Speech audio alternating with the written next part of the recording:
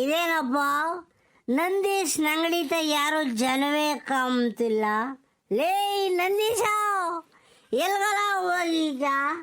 ಅಲ್ಲ ಅದು ಬಿಡು, ಈ ನನ್ನ ಮಗ ಮಾಡೋ ಟೀನಾಗೆ ನೆಟ್ಟಗೆ ಟೀ ಸೊಪ್ಪು ಇರಲ್ಲ, ಟೀ ಸೊಪ್ಪು ಹಾಕಿದ್ರೆ ಸಕ್ಕರೆ ಇರಲ್ಲ. ಹಂಗೆ ಮಾಡಿದ್ರೆ ನನ್ನ ಮಗ ಕುಡಿತಾನೆ. ಲೇ ನಂದೀಶ, ಬಾರ್ಲ ಒಂದು ಅರ್ಧ ಟೀ ಕೊಡು.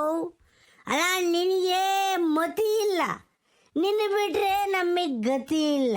ಹಂಗಾಗಿಬಿಟ್ಟು ಊರಾಗ ಒಂದೇ ಒಂದು ಟೀ ಹೋಟ್ಲ್ ಐತೆ, ಏನೋ ಕತೆ ಹಾಕ್ಕೊಂಡು ಹೋಗ್ಬೇಕು. ಬಾರೋ, ಒಂದಿಟ್ಟು ಸಕ್ಕರೆ ಹೆಚ್ಚಾಗಿ ಟೀ ಕಾಸು ಬಾರ್ಲ. ಏಯ್ ನಂದೀಶ. ಲೇ ಸೀನಾ, ನಿನ್ನ ಅಂಗಡಿ ಮಂತಕ್ಕೆ ಬಿಟ್ಕೊಂಡಿದ್ದೆ ದೊಡ್ಡ ತಪ್ಪು ಕಣಲ್ಲ. ಹಾಂ, ಟೀ ಕುಡಿತೀಯ, ಬಿಡಿ ಸೇರ್ತೀಯ, ಬೋಟಿ ನಿಪ್ಪಟ್ಟು ಕಡಲೆ ಬೀಜ ಎಲ್ಲ ತಿಂತೀಯ, ಆಮೇಲೆ ನಂತರ ದುಡ್ಡಿಲ್ಲ ಅಂತ ಹೇಳ್ಬಿಟ್ಟು ಸಾಲ ಹೇಳಿ ಹೋಗ್ತೀಯ. ನೀನು ಯಾವಾಗಲೂ ದುಡ್ಡು ತಂದು ಕೊಡೋಕ್ಕೆ ನಾವು ಕಾಯ್ಕೊಂಡ್ಕೊಂಬಕೈತಿ ಅಲ್ಲ. ಅಂಗಡಿ ಸಾಮಾನು ತರೋದು ಬೇಡವೆಂದ ನಾವು. ಅಯ್ಯ ನಿನ್ನ ಇಗಳೇ, ಇನ್ಮೇಲೆ ನೀನೇನೇ ವ್ಯವಹಾರ ಮಾಡು, ದುಡ್ಡು ಕೊಟ್ಟು ವ್ಯವಹಾರ ಮಾಡು, ಇಲ್ಲಾಂದ್ರೆ ನಮ್ಮ ಅಂತಕ್ಕೆ ಬಾ, ನಮ್ಮ ಅಂಗಡಿ ಮಂತಕ್ಕೆ ಬರಲೇಬೇಡ ನೀನು. ಹಾಂ ಲೇ ನನ್ನ ಮಗನೇ ನಂದೀಶ, ಕೋಟಿ ಕೋಟಿ ದುಡ್ಡನ್ನ ಪುಟ್ಗೋಸಿಲ್ ಕಟ್ಕೊಂಡು ಓಡಾಡಿದು ವಂಶ ಕಳ್ಳ ನಮ್ದು. ಲೇ ಸೀನಾ, ನಾನು ದಿಗ್ಗಜರು ಪಿಕ್ಚರ್ನ 8 ಸಲ ನೋಡಿದ್ದೀನಿ. ಅಂಬರೀಷು ವಿಷ್ಣುವರ್ಧನ್ ಮಾಡೋರಲ್ಲ ದಿಗ್ಗಜರು ಪಿಕ್ಚರು. ಅದ್ರಾಗ ಡೈಲಾಗ್ ನಾನು ಕೇಳಿದ್ದೀನಿ. ಮುಚ್ಕೊಂಡು ದುಡ್ಡು ಕೊಟ್ಟು ಆಮೇಲೆ ಟೀ ಕುಡಿದೋಗು. ಎಲ್ಲ ನನ್ನ ಮಗನೇ ಆತು ಕಳ್ಳ. ಲೇ ನಾಳಿಗೆ ಬರ್ತೀನಿ, ಲಕ್ಷ ಲಕ್ಷ ದುಡ್ಡನ್ನ ಲಕ್ಷಣವಾಗಿ ನೀನು ಮಕ್ಕದ ಕೆಸ್ತು ನಾನು ಹೋಗ್ಲಿಲ್ಲ ಅಂತಂದರೆ ನನ್ನ ಮಗನೇ ಹುಡುಗ ಎಸೆಟೆ ಬೈಕಂಬಂಗೆ ಒಂದು ಅರ್ಧ ಟೀ ತಗೊಂಬ ಹೋಗು. ಹೋಗಲ್ಲ ನಂದು ನಿಂದು ಎಲ್ಲಿಗೆ ಪಾರು. ಲೇ 5 ರೂಪಾಯಿ ಟೀಗೆ 500 ರೂಪಾಯಿ ಮಾತಾಡಬೇಡ ಕಣಲ್ಲ, ಕೊಡ್ತೀನಿ ಹೋಗಲ್ಲ. ಲೇ ಇವತ್ತು ದುಡ್ಡು ಕೊಟ್ಟೆ ಟೀ ಕುಡಿದು ಹೋಗ್ತೀನಿ, ಹೋಗಲ್ಲ. ಒಂದು ಅರ್ಧ ಟೀ ತಗೊಂಬ ಹೋಗಲ್ಲ. ನಿನ್ಗೆ ಯೋಟ್ ಹೇಳಿರೋ ಅಷ್ಟೇನ. ಹಾಂ ತತ್ತೀನಿ ತಡಿಯಪ್ಪ. ಓಹೋ, ನಿನ್ನೆ ದಿನ ಕೇಂದ್ರ ಬಜೆಟ್ ಮಂಡನೆ ಆಗೈತಿ. ಕನ್ನಡ ಪ್ರಭಾ 2024ರತ್ತ 100 ನೋಟ. ನಿರ್ಮಲಾ ಸೀತಾರಾಮನ್ ಅವರು ನಿನ್ನೆ ದಿನ ಕೇಂದ್ರ ಬಜೆಟ್ ಮಂಡನೆ ಮಾಡ್ಯವ್ರಿ.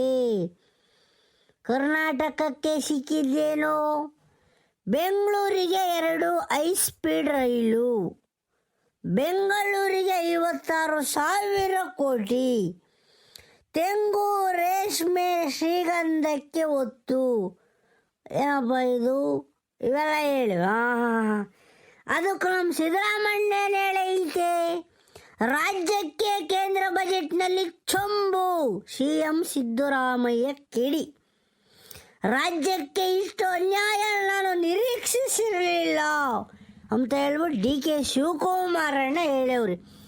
ಇವರಿಬ್ಬರು ಹೇಳಿದ ಕೇಳಿಸ್ಕೊಂಬಿಟ್ಟು ನಮ್ಮ ಪ್ರಹ್ಲಾದ್ ಜೋಶಿ ಹೇಳವ್ರು ಗೊತ್ತಾ, ಕಾಂಗ್ರೆಸ್ನವರಿಗೆ ಬಜೆಟ್ ಅರ್ಥವೇ ಆಗಲ್ಲ ಅಂತ ಹೇಳವ್ರಿ. ನಮ್ಮ ಸಿದ್ದರಾಮಣ್ಣ ಕೇಂದ್ರ ಬಜೆಟು ರಾಜ್ಯಕ್ಕೆ ಚೊಂಬು ಕೊಟ್ಟೈತಿ ಅಂತ ಹೇಳಿರೆ, ಪ್ರಹ್ಲಾದ್ ಜೋಶಿ ಅವರು ಬಜೆಟ್ಟೇ ಅರ್ಥ ಆಗಲ್ಲ ಕಾಂಗ್ರೆಸ್ನವ್ರಿಗೆ ಅಂತ ಹೇಳಿವ್ರಿ. ಒಳ್ಳೆ ಬಿಡಪ್ಪ, ಇನ್ನೇನು ನೋಡ ನಿಲ್ಸಪ್ಪ ಇದನ್ನು. ಇಲ್ಲ ಇದು ನೋಡಪ್ಪ, ಯಾವುದ್ಯಾವುದು ರೇಟ್ ಜಾಸ್ತಿ ಆಗ್ತೈತೆ, ಯಾವುದ್ಯಾವುದು ಕಡಿಮೆ ಆಗ್ತೈತಿ ಅಂತನ ಕೊಟ್ಟೇವ್ರಿಲ್ಲಿ. ಓದ್ತೀನಿ ಕೇಳಿಸ್ಕೊಳ್ರಿ.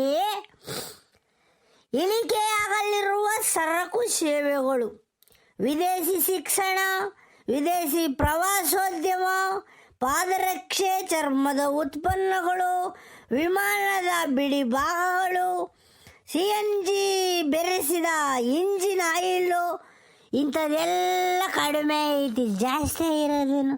ಓಹೋ ಕೊಟ್ರಲ್ಲಪ್ಪ ನಮ್ಮ ಕೈನ. ಮದ್ಯ ಬೆಲೆ ಏರಿಕೆ, ಸಿಗರೇಟ್ ಮತ್ತು ಇನ್ನಿತರ ತಂಬಾಕು ಉತ್ಪನ್ನಗಳ ಬೆಲೆ ಏರಿಕೆ. ಇಕ್ಕಿರಲ್ಲಪ್ಪ ಬೊಗಣಿ ಗುಟಣ. ನಮ್ಮಂಥ ಎಣ್ಣೆ ಕುಡಿಯೋರ ಗತಿ ಏನಪ್ಪ? ಗುಟ್ಕ ಹಾಕ್ಯಂಬರ ಗತಿ ಏನು, ಸಿಗರೇಟ್ ಸೇದರ ಗತಿ ಏನು. ಈಗಲೇ ನಮಗೆ 90ಗೆ ದುಡ್ಡಿಲ್ಲ, ಇನ್ನೂ ಎಣ್ಣೆ ರೇಟ್ ಜಾಸ್ತಿ ಮಾಡಿ ನಾವೆಲ್ಲಿಗೆ ಹೋಗ್ಬೇಕು. ಲೇ ಸೀನಾ, ಇದ್ಯಾಕ್ರ ಇಲ್ಲಿ ಕುಕೊಂಡಿದ್ಜ? ಅಯ್ಯ ನಿನ್ನ ಗೌಡ್ರು ಆಗಿಂದ ನೀನು ಕಾಯ್ಕೊಂಡು ಕುಂತೇವ್ರ ಮಂತಾಗೆ, ನೀನು ಇಲ್ಲಿ ಬಂದು ಪೇಪರ್ ಓದ್ತಿದ್ಯಲ್ಲ, ಬಾಲ ಓನ. ಏ ಬೊರಜ ಬತ್ತೀನಿ ತಳಿ ಬಿಟ್ಟು ಪೇಪರ್ ಓದ್ತಾ ಇದ್ದೆ. ನೆನ್ನೆ ದಿನ ಬಜೆಟ್ ಮಾಡ್ಯವ್ರು, ನೆನ್ನೆ ದಿನ ಅದನ್ನು ಓದ್ತಿದ್ದೆ.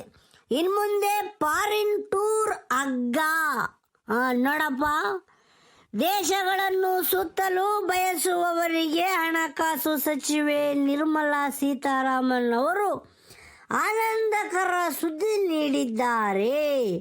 ಟೂರ್ ಪ್ಯಾಕೇಜ್ಗಳ ಮೂಲಕ ವಿದೇಶಕ್ಕೆ ತೆರಳುವವರಿಗೆ ವಿಧಿಸಲಾಗುತ್ತಿದ್ದ ಮೂಲದಲ್ಲೇ ತೆರಿಗೆ ಸಂಗ್ರಹ ಮೊತ್ತವನ್ನು 5% ಹಾಗೂ 20% 2% ಇಳಿಸಲಾಗಿದೆ. ಲೇ ಬೋರಜ, ನಡೆಯಜ ಹೋಗೋಣ, ಬೇರೆ ದೇಶಕ್ಕೆ ಟೂರ್ ಹೋಗೋಣ.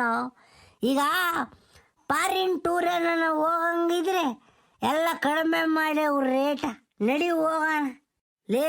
ಲೇ ಸೀನಾ, ಅಯ್ಯ ನಿನ್ನ ಇಲ್ಲಿಂದ ಸಿರಾಕ್ ಹೋಗೋಕ್ಕೆ, ಸಿರಾದಿಂದ ತುಮಕೂರ್ಗೆ ಹೋಗೋಕ್ಕೆ ಬಸ್ ಚಾರ್ಜ್ ಇಲ್ಲ ನಮ್ತಾಗೆ, ಇನ್ನು ಫಾರಿನ್ ಟೂರ್ ಹೋಗೋಕ್ಕೈತೆ ನಮಗೆ. ತಿಕ್ಕ ಮುಚ್ಕೊಂಡು ಎದ್ದು ಬಾರ. ಲೇ ಉಪ್ಪಿಲ್ದವು ಉಳಿಲ್ದವು ಓಸ್ ಮಾತು ಯಾಕೆ ಆಡ್ಚ ಬಾರ್ಲ. ನೋಡಪ್ಪ ಬೋರಜ್ಜು ನೋಡಿ. ಬೋರಜ್ಜ, ಬಜೆಟ್ ಬಗ್ಗೆ ತಿಳ್ಕೊಬೇಕಣ್ರಿ. ನಮ್ಮ ದೇಶಕ್ಕೆ ಎಷ್ಟು ಕೊಟ್ಟೇವ್ರಿ ಅಂತನ ನಿಂಗೇನ ಗೊತ್ತೇ? ಎಷ್ಟು ಕೊಟ್ಟೇವ್ರೆ ನಮ್ಮ ದೇಶಕ್ಕೆ ಬಜೆಟ್ ಅಂತನ? 2026-27ನೇ ಸಾಲಿಗೆ ಹೇಳಜು 53.5 ಲಕ್ಷ ಕೋಟಿ, ಹೇಳ ಒಂದಲ್ಲ ಎರಡಲ್ಲ 53.5 ಲಕ್ಷ ಕೋಟಿ ಬಜೆಟ್ ಮಂಡನೆ ಮಾಡಿರೋ.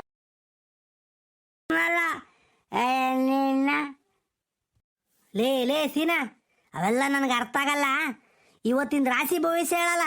ನನ್ನ ಹೆಸರಿಗೆ ಹೆಂಗೈತಿ ಇವತ್ತು ಗುರುಬಲ ಹೇಳೋ ನೋಡೋಣ. ಶನಕೈತೋ ಶನಕಿಲ್ವೋ ಅಂತಾನ. ಹಾಂ ನೋಡಲ್ಲ ರಾಶಿ ಭವಿಷ್ಯನ ತಗೊಳಪ್ಪ. ಈ ವಜ್ಜುಗೆ ರಾಶಿ ಭವಿಷ್ಯ ಚಿಂತೆ ನಿನಗೆ ಆತು ಕಣೇಶ, ಹೇಳ್ತೀನಿ. ನಿಂದು ಯಾವ ರಾಶಿ ಹೇಳು ನೋಡೋಣ. ಯಾಕಲ್ಲ, ನಂದು ಬೋ ಅಕ್ಷರ ಕಣೋ. ನನ್ನ ರಾಶಿ ಭವಿಷ್ಯ ಗೊತ್ತಿಲ್ವೇ? ನಂದು ವೃಷಭ ರಾಶಿ ಕಣಲ್ಲ, ಹೇಳಲ್ಲ ನೋಡಲ್ಲ ವೃಷಭ ರಾಶಿ ಹೆಂಗೈತಿ. ಯಾವುದಾಜ ವೃಷಭನ ಮೇಷ ಆದಮೇಲೆ ವೃಷಭ ರಾಶಿ. ಇಂದು ನಿಮ್ಮಲ್ಲಿ ಸ್ಥಿರತೆ ಮತ್ತು ಆತ್ಮವಿಶ್ವಾಸ ಹೆಚ್ಚಿರುತ್ತದೆ. ಹಿಂದೆ ನಿಂತಿದ್ದ ಕೆಲಸಗಳು ಮತ್ತೆ ಚುರುಕಾಗುತ್ತವೆ. ನೋಡಜ್ಜ, ಏನಾನ ಹಳೇದು ಯಾವ್ದಾನ ಸಾಲ ಗೀಲ ಇದ್ರಿ ಇವತ್ತು ಸಿಗ್ತೈತೆ. ಯಾವ್ದಾನ ಆ ಸಾಲ ಕೊಡ್ಬೇಕಾಗಿದ್ದಾರೆ ಕೊಡ್ತಾರೆ. ಏನಾನ ನಿಂತಿದ್ದ ಕೆಲ್ಸಗಳು ಇವತ್ತು ಶುರುವಾಕ್ಕವೆ ಅಂತ ಹೇಳವ್ರಪ್ಪ. ಇವತ್ತು ನಿನ್ನ ರಾಶಿ ಭವಿಷ್ಯದಾಗಿ ಕೆಲಸದಲ್ಲಿ ಹಿರಿಯರಿಂದ ಮೆಚ್ಚುಗೆ ಸಿಗುವ ಸಾಧ್ಯತೆ. ಅಲ್ಲ, ನೀನೇ ವಯಸ್ಸಾಗಿ ಕೂಗೊಂಡೀಜ, ನಿನಗಿನ್ಯಾರು ಮೆಚ್ಚುಗೆ ವ್ಯಕ್ತಪಡಿಸ್ತಾರೆ ಹೇಳು? ತಾಳ್ಮೆಯಿಂದ ಮಾಡಿದ ಕೆಲಸ ಫಲ ನೀಡುತ್ತದೆ. ನೋಡಜ್ಜ ಬೊರಜ್ಜ, ತಾಳ್ಮೆಯಿಂದ ಮಾಡಿದ ಕೆಲಸ ಫಲ ನೀಡ್ತೈತಂತೆ. ಅದಕ್ಕೆ ತಾಳಿದವನು ಬಳೆಯಾಣು ಅಂತ ಮಾತಿರೋದು. ಸ್ವಲ್ಪ ನೋಡ್ಕೊಂಡು ನಿಧಾನಕ್ಕೆ ಕೆಲಸ ಮಾಡು.